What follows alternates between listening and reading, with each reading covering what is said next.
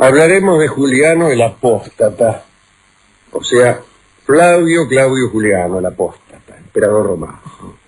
Así que fue el emperador que intentó restaurar el paganismo. Había nacido en Constantinopla en el año 331 y era hijo de Julio Constantino, uno de los hermanos de Constantino el Grande, que había sido el que había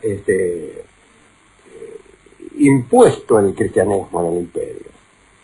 Saben que Constantino el Grande se convirtió al cristianismo cuando en una batalla, o antes de una batalla, mejor dicho, vio en el cielo una cruz luminosa y una inscripción que decía: con este signo vencerás, una cruz.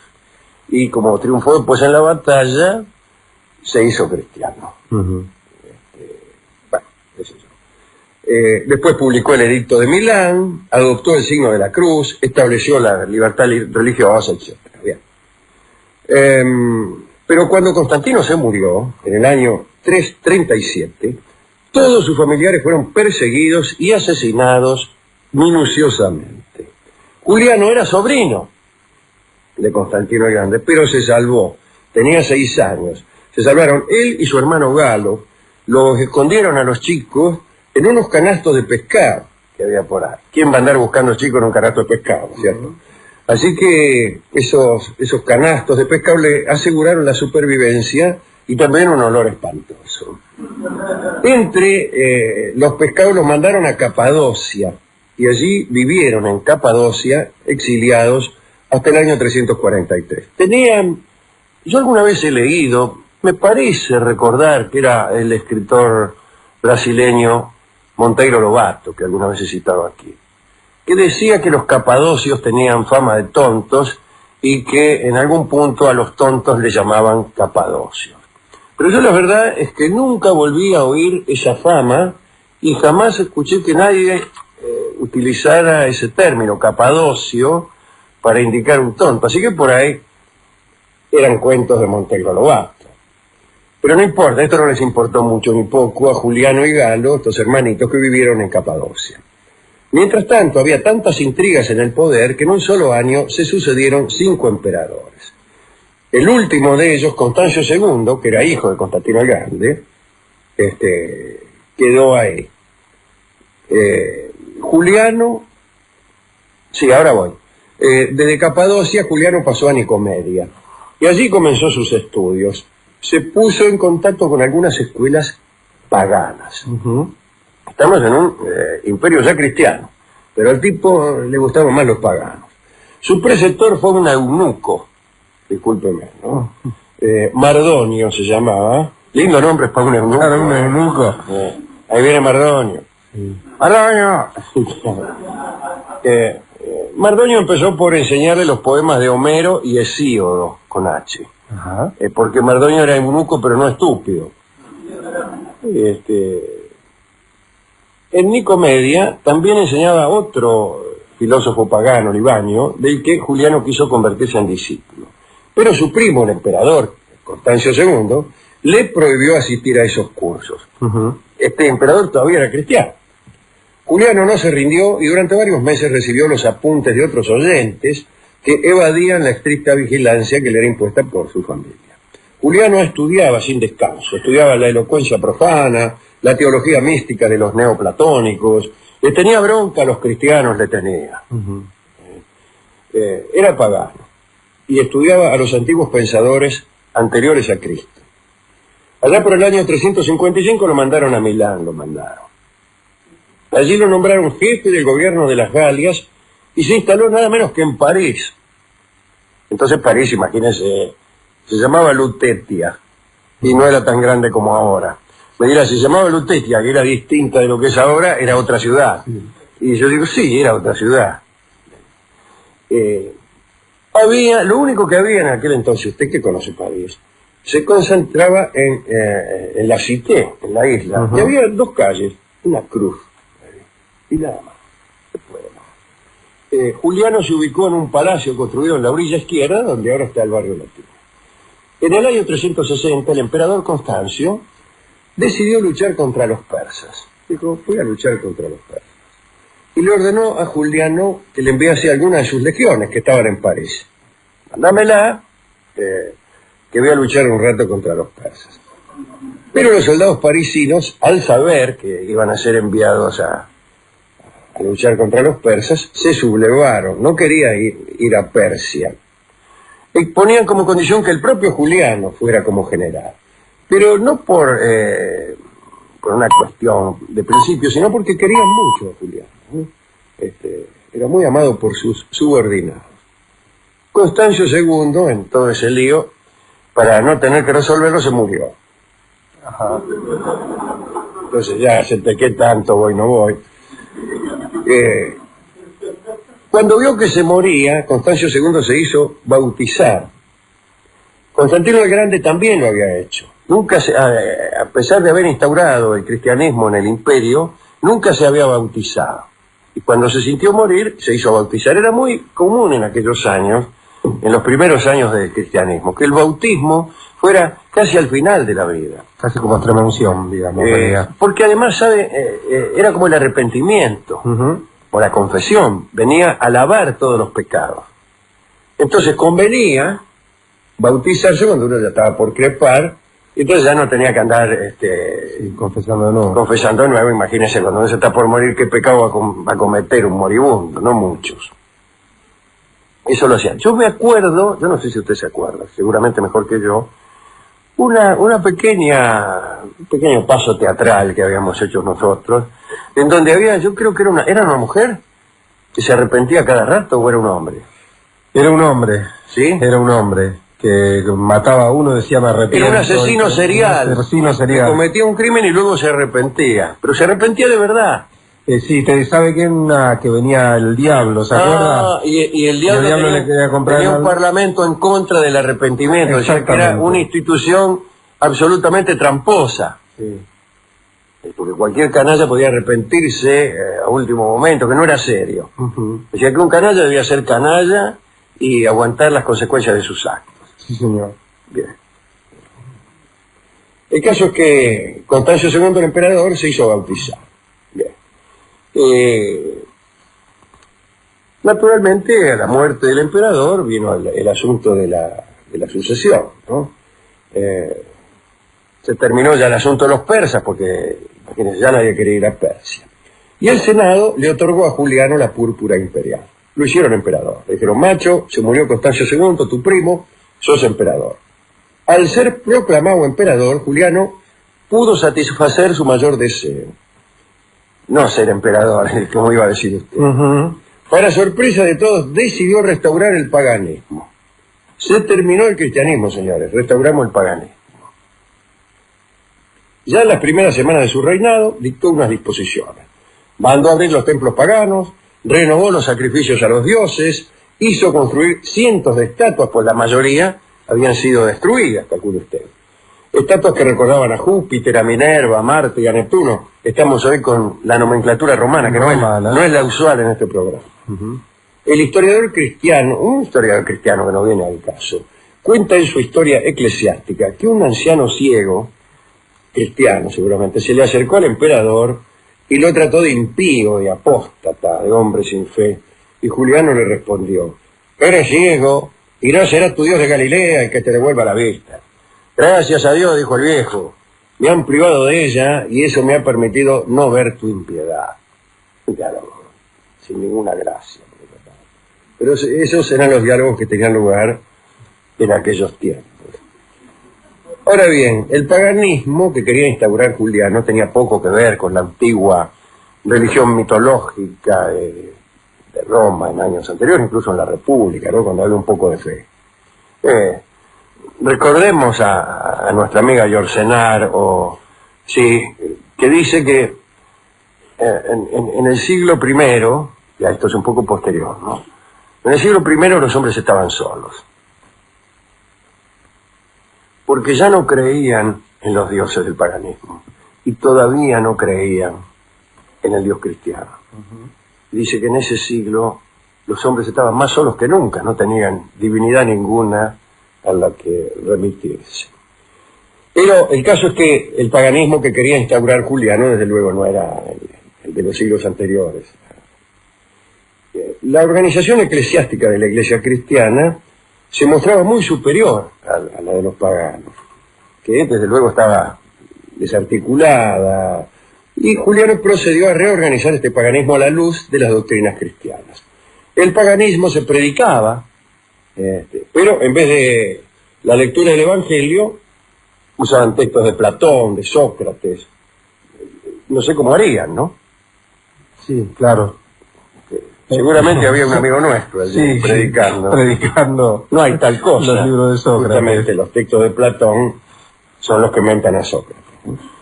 El caso es que Juliano se basó en las prácticas cristianas para combatir justamente el cristianismo. Y organizó las huestes paganas del siguiente modo. Un día se levantó y dijo: todos los que se consagren a la enseñanza deben tener buena conducta y no tener en su corazón, discúlpeme, recién se levantaba, así que calcule, hablaba con alguna dificultad. Todavía estaba. Había tenido una noche muy difícil, Juliano. Dice: no deben tener en su corazón, me refiero a los maestros, opiniones contrarias a las del Estado. Como el Estado era ahora pagano, los maestros cristianos debían retirarse de la enseñanza, ¿no? Si hicieran lo contrario, es decir, no retirarse, tenían que convertirse o someterse a la enseñanza del paganismo. Los cristianos no podían enseñar, pero tampoco podían aprender, porque pronto se prohibió, no podían aprender la fe cristiana. Prohibieron, dice aquí, la enseñanza de los evangelios. Enseñanza que no me consta que fuese al menos expuesta de ese modo, lo estoy diciendo de oído. Porque los evangelios fueron durante los primeros siglos de la cristiandad absolutamente secretos. Bueno, no eran libros de divulgación ni que se utilizaran para convertir a las multitudes, etcétera. Así que no me parece que el haberse hecho Constantino cristiano modificara tan rápidamente ese carácter secreto de los libros cristianos. Pero no lo sé, por ahí si alguno lo sabe, podría llamarme y corregirme inmediatamente. Bueno, la reacción cristiana ante esta prohibición, imagínense, ¿no? Algunos se dedicaron a poner la Biblia en verso para que llegara más fácilmente a todos los hogares, sin necesidad de maestros o preceptores. Algunos traducían salmos, ponían el Pentateuco en hexámetros, pensaban ellos y pensaban bien que se podían memorizar aquellos libros más fácilmente estando en verso. Lo que pasa es que no eran versos como los que nosotros conocemos. La antigüedad clásica no conoció la rima, no había rima. Ajá. Cuando decimos versos decimos otra cosa, ni siquiera decimos metro. Un hexámetro, por ejemplo, es una medida que ni siquiera tiene un número de sílabas. Se manejaban con pies, distintos pies. Yámblicos, y el pie era como un ritmo, como si vos tuvieras un órgano Yamaha de ritmos automáticos y pusieras un tata, un tata, un tata, un. Cada uno de los pies tenía esa cadencia, pero no tenía que ver con el número de sílabas. Incluso había algunas sílabas que se consideraban, algunos pies, algunos toques que se consideraban fuertes y otros débiles. Era una cosa distinta, le digo por decir también. Páreme porque hoy estoy muy decidor. No, hablamos de todo menos del tipo que no me acuerdo quién era. ¿Quién era? Estamos hablando de Juliano. Posta, ¿qué había hecho? Sí. Lo dijo. Había reimplantado el paganismo. Bueno, pero la gente no le daba mucha bolilla, pobre Juliano. Un día, el emperador llegó a Antioquía para participar de un sacrificio que él pensaba sería multitudinario. Y al llegar encontró un solo tipo, un sacerdote, y no había ningún animal para sacrificar, y ni siquiera habían prendido incienso. Entonces Juliano, encolerizado, ordenó al sacerdote que trajera algún animal. Y el pobre sacerdote llevó un ganso de su casa, que sacrificó en soledad junto al emperador. Una escena patética, imagínense. El tipo pensaba encontrar una multitud fervorosa, con centenares de bueyes, y encontró un sacerdote que tuvo que ir a buscar una gallina a su casa para sacrificarla, ¿no? Juliano, sin embargo, a veces organizaba hecatombes. Hecatombe es el sacrificio de 100 bueyes, como acabo de no decir. bueyes cuyas entrañas eran examinadas cuidadosamente por los arúspices y los augures, entre los cuales se mezclaba el propio emperador, que dirigía las operaciones. A ver, míremele bien el fícato a ese animal. Examinando las entrañas se adivinaba el futuro. Y no es porque los paganos creyesen que la divinidad estaba al cuidado de las entrañas de los animales, que trazaba en ellas señales para que los arúspices vieran. No creían que venía Júpiter y modificaba las entrañas de una gallina para que el arúspice leyera el futuro. No, era un poco más complejo y más razonable. Pensaban que en la parte de algún modo estaba el todo, y que el que examina la parte está examinando también el todo. Y eso no es tan loco. Bueno, cuando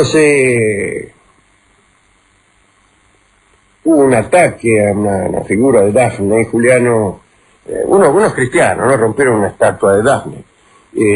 Recuerda aquella que se convirtió en laurel, ¿no? Laurel, sí, cuando la persiguió. Bueno, Juliano de bronca hizo saquear la principal iglesia de Antioquía. Los cristianos rompieron entonces cientos de ídolos, y bueno, así con ofensas de tono creciente, el conflicto se recrudeció sin el C, y no pudo detenerse. En el palacio, los servidores fueron obligados a hacer sacrificios a los dioses de Prepo. Muchos cristianos apostataron, naturalmente, ¿no? No es que jugaron plata. Le iba a decir, hable bien, apostaron. Sino que renegaron de su creencia. Algunos, como el médico Cisario, tomaron el camino del destierro, se las tomaron, va. Y solo se salvó de la depuración un filósofo, Mario Victorino, procedente del neoplatonismo de Plotino, que se había convertido al cristianismo y que casualmente influyó luego enormemente en otro converso célebre, que fue nada menos que nuestro amigo San Agustín. Que sabe que San Agustín fue maniqueo y calavera. Hasta los 30 años fue maniqueo y al mismo tiempo un gran seductor, un hombre de la noche. Sí, de disfrute carnal. Exactamente. Y a los 30 años se convirtió, y ya que estoy, dice, me convierto al cristianismo y de paso largo la noche, el café y la muchachada. En la primavera del 363, el 363, solo 2 años después de su nombramiento, Juliano decidió emprender una campaña divina. ¿Contra quién? ¿Contra quién? Contra los persas. Cuando no tenían nada que hacer, los emperadores emprendían una campaña contra los persas. Así que un 26 de junio hizo reunir a los augures, los cuales declararon que al día siguiente era conveniente no hacer nada porque era un día nefasto. A pesar de eso, Juliano en la mañana del 27 atacó a un grupo enemigo. Ya la batalla estaba llegando a su fin cuando una lanza le entró por el costado y lo derribó. Algunos dicen que era un soldado romano y cristiano infiltrado en las filas persas, otros hablan de un soldado persa en retirada, yo qué sé. La leyenda dice que al caer del caballo que montaba, Juliano levantó las manos ensangrentadas al cielo y gritó: Helios, se refería al sol, ¿no? Me has perdido, ha vencido el Galileo. Y decía Helios porque en realidad Juliano creía mayormente en el sol. Parece que estaba muy influido por el culto persa de la luz, el culto de Mitra, un culto que muy astutamente había tratado de absorber Constantino, del siguiente modo: el día principal, el día del nacimiento del sol, era el 25 de diciembre. Y Constantino estableció ese día para la máxima festividad cristiana, para mejor competir contra ese culto que compitió pero palmo a palmo con el cristianismo y perdió ahí nomás, el culto de Mitra, ¿no? Bueno, Juliano profesaba ese culto con algunas ideas platónicas, alguna mezcla, imagínense, ¿no? Amaba Juliano la naturaleza, sobre todo el cielo, todas esas cosas, ¿no? Por eso hablaba de Helios, hablaba del sol en el momento de morir. El cadáver de Juliano, según la antigua costumbre romana, fue enterrado en una suntuosa tumba, pero al costado de un camino. Y ahí es donde estaban los cementerios de los romanos. Frente mismo al sepulcro de Maximino Daya, que casualmente fue otro perseguidor de cristianos. Tenía Juliano 32 años. Su sucesor fue Joviano, que anuló las prédicas paganas de Juliano, etc. Es curioso que haya muerto de un lanzazo en el costado, ¿no? Lo mismo, ya que se sabe que no de otra forma le dieron el golpe de gracia al Cristo. Un soldado romano le acertó un lanzazo en el costado. Bueno, estas intolerancias de los cristianos con los paganos y de los paganos con los cristianos causaron terribles pérdidas en la antigüedad. El tesoro cultural de la humanidad amenguó muchísimo. Basta recordar el segundo incendio de la Biblioteca de Alejandría. Basta recordar los desastres que hizo Justiniano. El del Código, digo para los muchachos que estudian Derecho. No Juliano, Justiniano, que era cristiano. En Egipto no dejó títere con cabeza. En general, el fanatismo con que fueron destruidas piezas de arte de inmenso valor fue realmente increíble, porque bastaba con que una pieza artística representara a un dios que el poder creía que no existía para que rompiesen la estatua. Por suerte eso ya no ocurre en nuestro tiempo. No sé. Hay muchas cosas que ya no ocurren en nuestro tiempo, ¿no? Por ejemplo, eso de creer que en las entrañas de una gallina está escrito el futuro, es algo que ya nadie cree, ¿o sí? Y yo le diría que algunos sí. Nuestra sociedad es mucho más culta, Rolón, ¿no? Sí, ya no levantan. Cuando se trata de adivinar el futuro, procede de un modo mucho más científico, consulta a Blanca Curi, o le va a pedir consejos a Rolón, qué sé yo. Bueno. ¿A quién quiere dedicarle esto, no? Esta recordación de la vida de Juliano y también de la vida de aquellos momentos en que no era seguro que el mundo occidental iba a adoptar el cristianismo. A Constancio II, Alejandro, porque usted me ha contado que era amado por sus súbditos, y me parece una persona respetada y amada por los que están debajo de él, debe ser un buen jefe. Y también, si me permite, ya que nos hemos tenido que meter mucho con los nombres romanos, déjeme reivindicar a Graves, a Grimal, a todos los que nos han hablado de los mitos, pero en griego, que nos gusta más. Claro. Y ya que todos se la agarraron contra los persas, a Darío. A Darayagua, rey de reyes. A mí me gusta Jerjes, que en realidad era Shayarsha. Sí, cuando lo cargaba. Qué lindo llamarse Chayarsha. ¿Qué sé, Chayarsha? Largada, Chayarsha. Larga la bola. A Akenatón vamos a dedicarle esto, porque él también hizo una especie de modificación de la religión, pero al revés. Él pasó del politeísmo al monoteísmo en Egipto. Un día se levantó mal y dijo, desde ahora, anulados todos los dioses. Hay uno solo. Hay uno solo que se llama Atón. Imagínate los sacerdotes de Luxor que lo querían comer crudo hasta que se lo comieron. Se lo comieron crudo. Era un dios, mirá vos. Era un faraón. Está muy bien decir que era un dios, porque, salvo para él mismo, el faraón, para los otros, para los del culto de Amón, el faraón también era un dios, encarnación misma de Horus. Pero tenía una característica este faraón, Akenatón, que era pacifista en un mundo guerrero. Entonces decidió profesar el pacifismo en forma unilateral. Por ejemplo, sacó a los nietos que tenían vigilada la frontera con los hititas, que no habían oído hablar de pacifismo en su vida, calcule usted. Nadie había oído hablar de eso. Decir que era pacifista es un anacronismo. Él era un hombre que no tenía nombre todavía el pacifismo. Pero él dijo, no vamos a hacer la guerra, no vamos a matar a nadie, y sacó a todos los nietos que cuidaban la frontera con los hititas. Se le vinieron al humo los hititas. Obvio. No eran pacifistas. No se puede ser pacifista en soledad, porque te comen el hígado. Qué cosa, Le fue muy mal a este faraón. Le fue muy mal. Muy mal en todo sentido. Bueno, pero, qué sé yo, no me acuerdo por qué le dediqué esto también. Y a todos los que me conocen. que me estarán escuchando. Hemos resuelto amueblar esta pequeña charla, esta pequeña recordación, con una canción muy breve y también muy hermosa que canta Edmundo Rivero, que se llama Suplicando a la Cruz.